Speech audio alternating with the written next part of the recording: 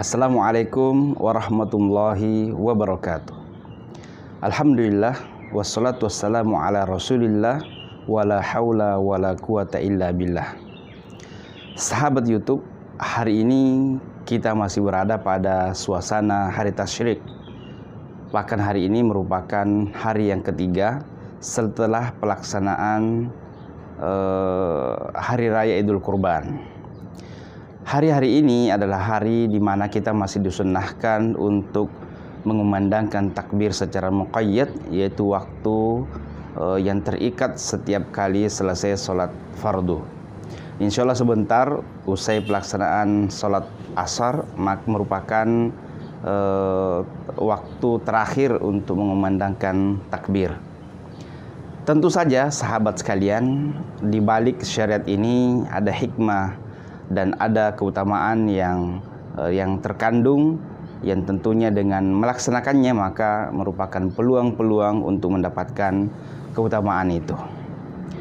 Sahabat YouTube, sejatinya setiap muslim menjadikan setiap momen itu tidak berlalu begitu saja, kecuali dia berusaha untuk menangkap peluang-peluang kebaikan di dalamnya dan memberikan hal terbaik untuk mendapatkan keutamaannya.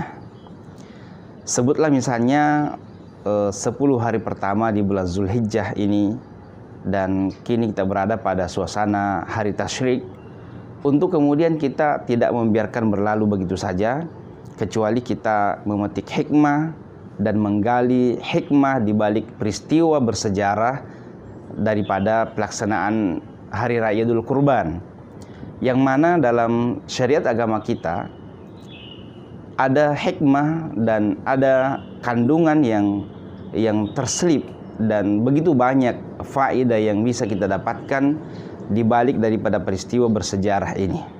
Peristiwa ketika Nabiullah Ibrahim alaihissalam mendapat perintah dari Allah Subhanahu wa taala untuk menyembelih anaknya Ismail, yang merupakan anak yang sudah lama dinanti-nanti dan merupakan anak yang diharapkan untuk kemudian melanjutkan dakwahnya, melanjutkan perjuangannya, tapi kemudian mendapatkan perintah dari Allah Subhanahu wa taala untuk justru menyembelihnya.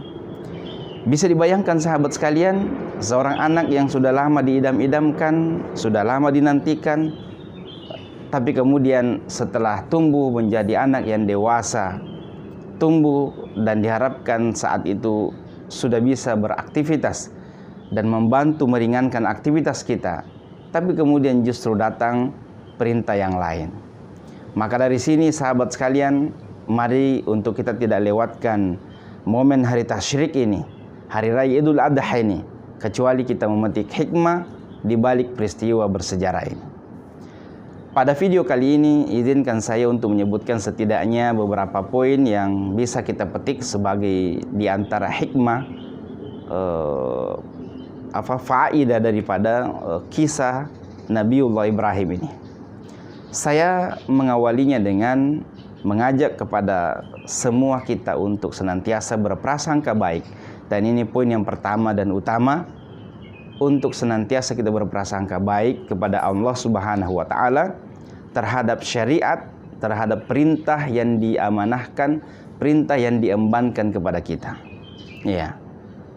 Sebutlah misalnya dari kisah ini ketika Nabiullah Ibrahim alaihissalam harus membawa keluarganya, istri dan anaknya Ismail yang pada waktu itu masih bayi, membawanya ke negeri yang tandus, ya, ke tempat yang tandus dan tak berpenghuni.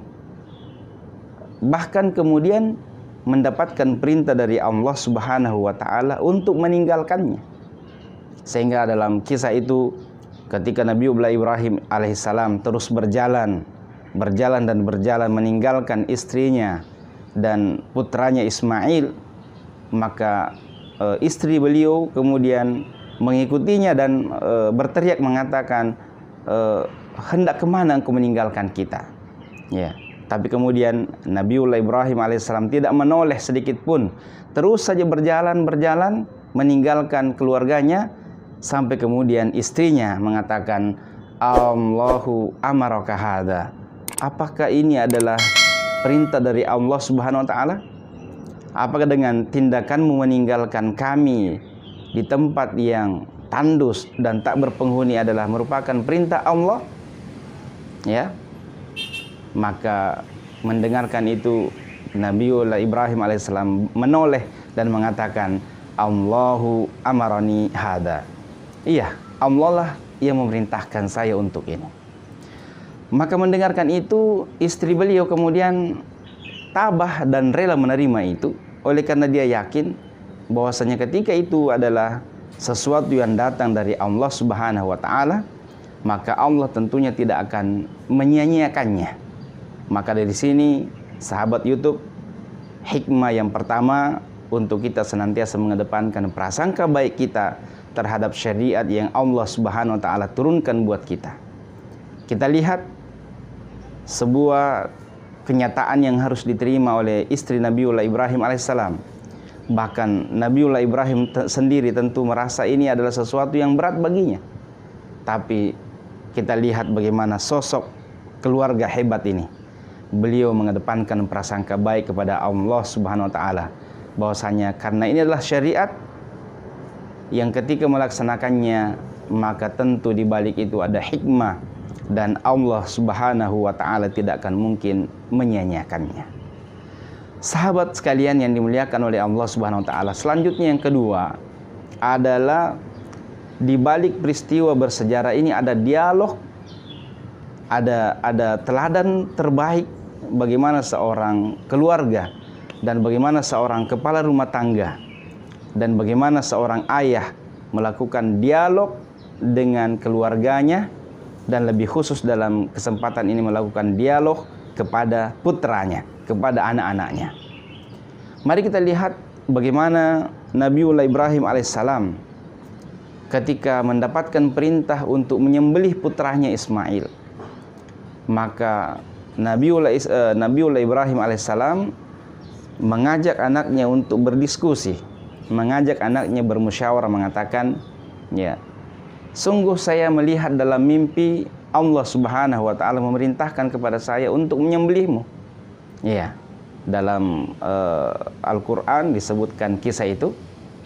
Maka sahabat sekalian, mungkin kalau sekiranya hari ini adalah manusia biasa yang mendapatkan syariat seperti ini, maka mungkin akan protes kepada ayahnya. Seorang ayah yang telah meninggalkannya di tempat yang tandus dan tak berpenghuni. Seorang ayah yang telah meninggalkannya dengan waktu yang sangat lama. Dan begitu datang menemuinya, datang membersamanya, tiba-tiba datang dan hendak menyembelih. Ya, hendak mengganggunya dan seterusnya, ingin menyakitinya. Maka ini secara logika harusnya ditolak. Ya.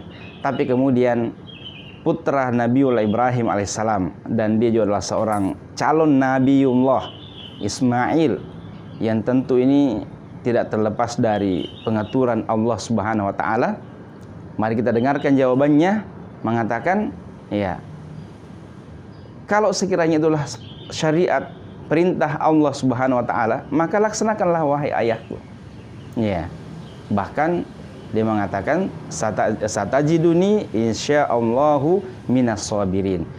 Sungguh engkau akan mendapati saya termasuk orang-orang yang bersabar. Iya. Jadi Nabiullah Ismail alaihissalam mengatakan, wahai ayahku, laksanakanlah perintah Allah itu.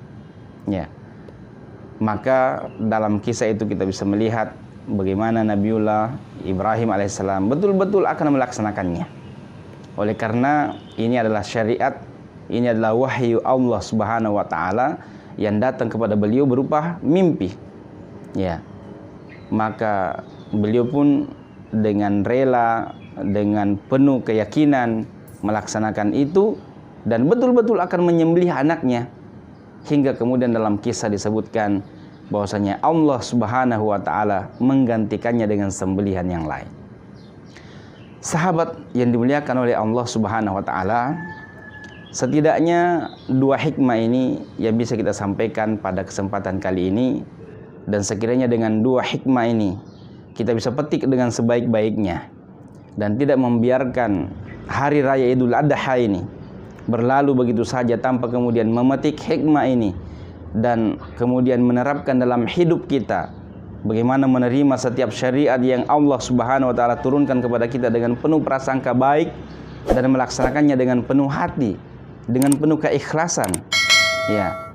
Dan kemudian dari faedah kedua tadi, seorang ayah untuk kemudian senantiasa berdialog terhadap anak-anaknya, keturunannya, sehingga kemudian seorang ayah tidak otoriter, tidak kemudian memaksakan kehendaknya, tapi terhadap apa yang ingin ditanamkan kepada anak-anaknya sekalipun, itu didialogkan, itu didiskusikan dengan anak-anaknya, maka tentu ini akan jauh lebih baik buat kita. Pesan ini tentunya juga buat saya, buat keluarga saya pribadi, dan kepada kita semuanya, hingga dengan kemanfaatan yang kita dapatkan dari mendengarkan tayangan ini, semoga itu akan memberikan faedah yang lebih baik. Hadanallahu wa iyyakum. Wassalamualaikum warahmatullahi wabarakatuh.